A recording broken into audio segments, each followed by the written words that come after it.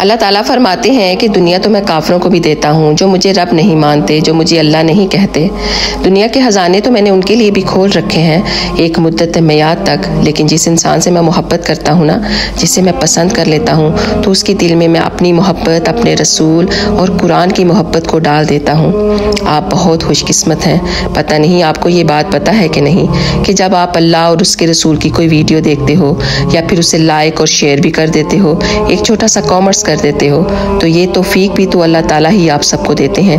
इसका मतलब ये हुआ कि वो आपको पसंद करते हैं और आपके हाथ से कोई नेकी का अमल करवाना चाहते हैं। अल्लाह ताला ने तो आपको मौका दिया है कि आपके अंदर कोई ना कोई अच्छाई या ईमान की तर्ज मौजूद है, तो आप इस तरफ आए हैं। आपकी अपनी भी तो कोशिश होनी चाहिए ना।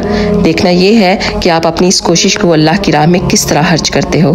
अल्लाह ताला हम सबको अपने और अपने रसूल के हुक्म पे चलने की तौफीक अता फरमाए और नेकियां करने और